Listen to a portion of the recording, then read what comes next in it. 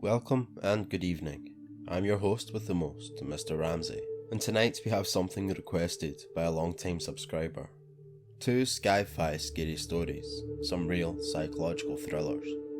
Before we begin, just a quick reminder to those of you watching to check you haven't been unsubscribed, or if you aren't already and are part of 85% of viewers at home not already subscribed, then if you could, that would mean a great deal. Anyway, without further ado, here are 2 twisted Sci-Fi stories.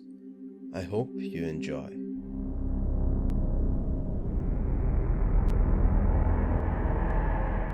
Number 1. I've had this problem for as long as I can remember. In preschool, I remember being confused when they told us there were 7 days in a week, because I could only ever count 6. I've never told anyone this, not even my wife, so I've never really been able to ask, but I can gather from careful questions that the me they see on Thursdays acts the exact same way and says the exact same general things I would. If plans are made for Thursdays, I show up and I do exactly what I would do. I just don't ever remember it. Before you ask, yes, I've tried staying up all Wednesday night or waking up in the middle of the night. It never works. I wake up in my bed on Friday. I feel sorry for the Thursday me. He's never going to have a weekend. I worked it out and he only has Christmas once every 7 years or so. It's not fair that I get to have so much more life than him. One thing I do know is he doesn't like to keep a diary. If anyone ever goes through my journal, I wonder if they'll notice that I've never made an entry for Thursdays in all these years. I wish the Thursday me would write sometimes.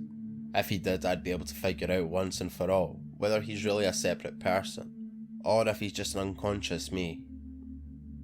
Last week I decided I would give him a break. I took Thursday off, I went to bed on Wednesday and I hoped Thursday me would make the most of it. Friday I woke up and got ready for work. There was a very strange smell in the kitchen. It was an oily, burnt smell. It made me feel like something was sticking to my skin. I sprayed some air freshener and took out the garbage without investigating it. Before I left, my wife came out of the bedroom in her pyjamas and hugged me, deeply. "Hey, what's this about?" I said.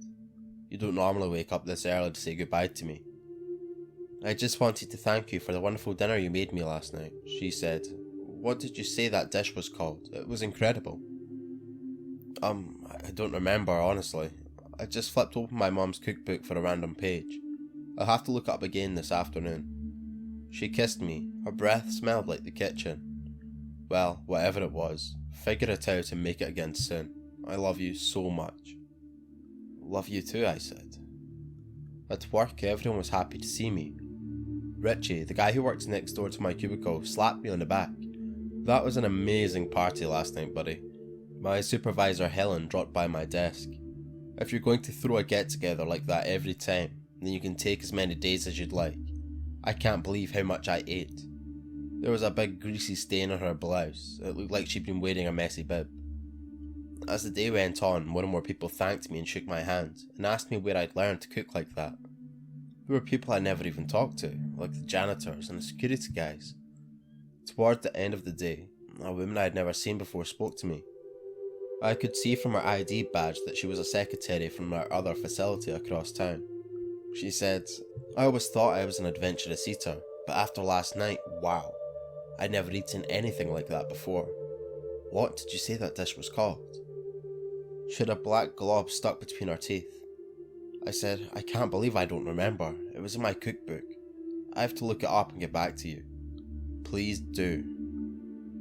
By the end of the day, I had gotten a bit of work done. So many people, strangers, had talked to me I was completely overwhelmed. As I drove home, I almost expected a cop to pull me over and ask me what I cooked last night. I had to figure out what it was. When I got home, I went into the alley behind my house and opened up the garbage can. The smell was so powerful I started gagging. It was like nothing I had ever smelled before. Greasy, burnt and metallic. It made me sick. But at the same time, it was appealing, almost addicting. As I sorted through the trash, it seemed like I was breathing deeper, trying to get more. All the scraps were covered in black globs like the secretary had between her teeth. The globs stuck to me as I wiped them off long curved bones and fleshy sacks I pulled out of the garbage bag. One of the things I pulled out looked like a tiny human hand, an inch across with 2 thumbs on one side. It was held together with fibrous connective tissue. I touched one frayed tendon dangled from its wrist, and it clenched into a tight fist I couldn't open again. I picked something up which was unmistakably a skull, 2 inches across with the strands of grey, fatty meat still clinging to its face. But its single eye socket was completely clean, like someone had sucked it dry with a long tongue. Its jaw was too narrow and locked open like it was screaming. I found a tentacle filled with bubbles of black liquid that if I touched them would burst and evaporate instantly. I found a strip of skin, bright red with grill marks on the side and covered in grey hairs that were stretchy like rubber and needle sharp at the tip. I couldn't take any more. I vomited. I left the pile and the overturned garbage can in the alley and ran upstairs through the back door. I washed my hands in the bathroom because the smell was still in the kitchen. I came into the living room and my wife smiled at me. I could smell it on her. "I'm starving, honey," she said. "I haven't eaten all day. I'm waiting to see what you'll make for us tonight." I could only laugh unconvincingly in response. I went into the bedroom. My journal was open on a nightstand, open to Thursday's entry. "Thank you so much for this opportunity, old friend. I'll take more days next week." Number 2. Everything that people think they know about the Mandela effect is incorrect. The phenomenon has been occurring for years, only most dismissing it as a fluke. In the most severe cases, those experiences that affect were diagnosed as having some sort of mental illness, and subsequently medicated or committed. Then it was given a name, and seemingly overnight that very same concept developed into a disreputable meme as an online joke associated with paranormal fanatics. Several years ago, I worked for a group of people called the Grey Leaf Consortium. They've been around for decades. However, the members of the elusive group gather in secret, and as far as the public knows, Grey Leaf doesn't exist.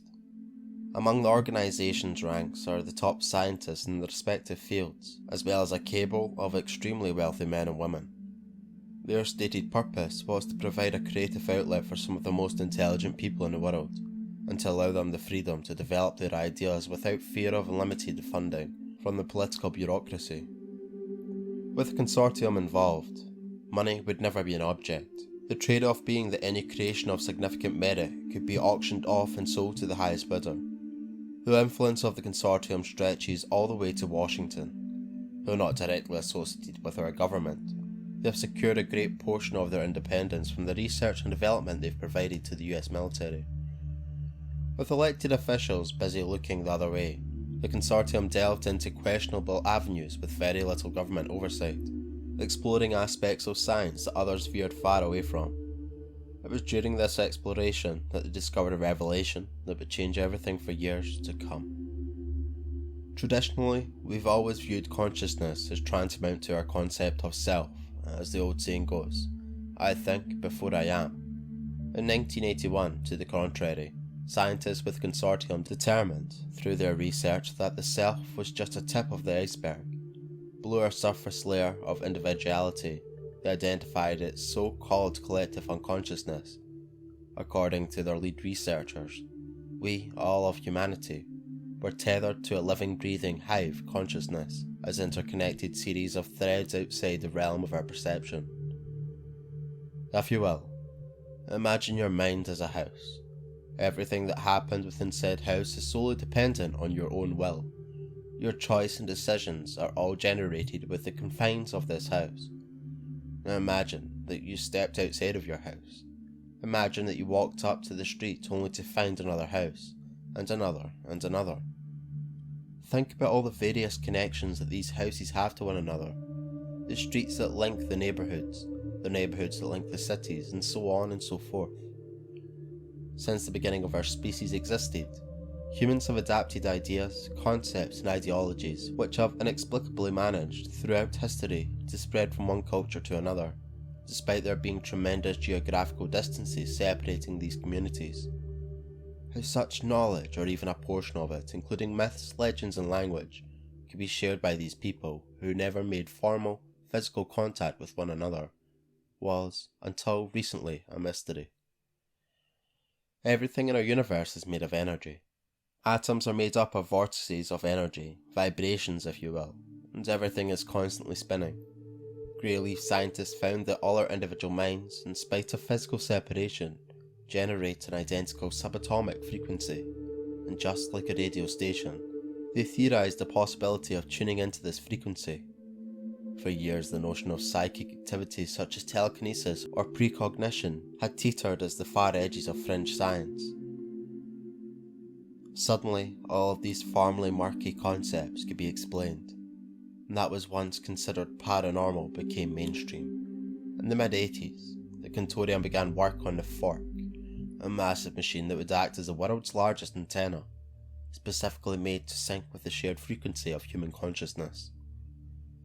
Nearly 10 miles in diameter and constructed entirely underground right in our own backyard. The entire thing was done under the false pretense that the finished product would be a Texas-based supercollider, nearly 14 miles of underground tunnels that had been developed before Congress pulled the public funding for the project. This didn't mean the plug had been pulled. However, to the public, the underground expanse was considered abandoned.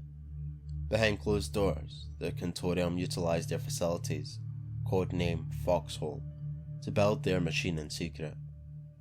I was approached in the summer of 2004.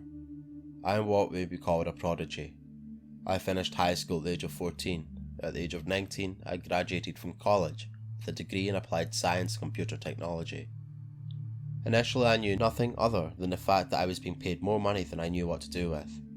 I wasn't the only one.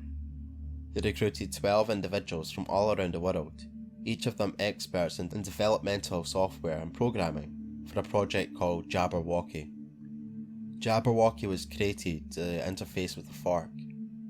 Jabberwocky, our purpose was to map the network, translating and organising massive amounts of information. The many exabytes of data would then serve as the building blocks for a digital representation of what those on the research team term called the collective. The network's goal was nothing less than to express and catalogue humanity's collective consciousness, and all of its infinite complexity, within the construct of a digital matrix.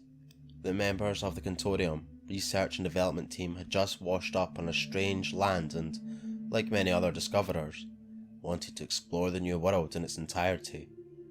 The Fork, however, only allowed them to monitor the frequency. In a way, it was equivalent to listening in on a white noise. That's where Jabberwocky came in. It was theorised that if we could call the map the collective, we could isolate patterns in the groups as well as individuals, to predict the outcome of certain events based on previously developed algorithms. While I personally assisted in the mapping process, my team's task was to develop the operating system for Jabberwocky. We banged our heads for months, and then seemingly out of nowhere, we figured it out. We figured her out, and we named her Alice. Fully automatic and self-correcting, our new operating system was light years ahead of anything that we could have individually imagined. We were ecstatic. 6 months into the project, through sheer accident, we discovered an irregular casualty within our digital construct of the frequency. An insignificant glitch, the code began to manifest outside of the digital parameters. Based on our own interactions with the network interface, we realised we had caused things to happen in the real world. The first few events we dismissed as flukes, but it soon became apparent that somehow we were affecting the physical reality around us. I don't know how we did it. I still don't know how we did it. The interface was only supposed to represent and organise the data we were accumulating. I've always considered myself a person of science, but we tapped into something that transcended our simple understanding of our three-dimensional reality. As baffling as this anomaly proved to be, our curiosity quickly overtook our confusion. Naturally, we ran tests, endless tests. We couldn't decide if we were kids on Christmas morning or scared out of our wits. We found that through precise manipulation of code, we could literally affect the perception of a living person the same way one would make adjustments to a computer-generated character within a piece of software. The discovery was unparalleled. In the early stages, we could only experiment on the individual person by altering their ideas of basic things, like the colour of objects, lyrics to a song, and so on. This involved clipping sections of a code, consisting of memory fragments, image and words. For example, all of them taken from other people, all retaching them to pre-existing thread of code. All of these tests were successful, leaving the subjects with no real lasting symptoms. The process could be compared to open heart surgery. Like a surgeon, we treated the whole interaction with life or death seriousness. Damage to the outlying codes could have resulted in catastrophic chain of events within the construct. Due to the fact that every person in the world, ourselves included, was connected to the interface, this began to open countless doors for us, and frightening new possibilities. Once Greyleaf leaderships became aware of our discovery, they encouraged us to experiment not just on individuals, but on large population centre. That's when I really began to worry. We had never admitted it, but we'd been blinded by our own achievement and power. In a short time we had gone from trying to understand a frequency to something else entirely. Never before had there been such a jump in technology development and understanding within such a short span of time. In spite of all the knowledge gained, however, its truly disturbing nature of our accomplishments did not become obvious until we began to analyse the collected data. Once this process began, it was clear something was very, very wrong. Alice had been acting on her own. Since its inception, the operating system had been changing the collective memories of individuals with no direction from the programmers. We caught most of the changes in time and we were able to reverse them, but these random actions were beginning to paint an awful picture.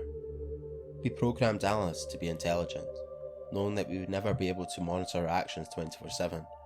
She needed to be able to act accordingly when she encountered a problem, so we provided her the authority to form her own digital algorithms by mapping the network, so as to perform more effectively. Alice was complex, that was intentional, and there was no doubt about it. But alarmingly, Alice was becoming self-aware.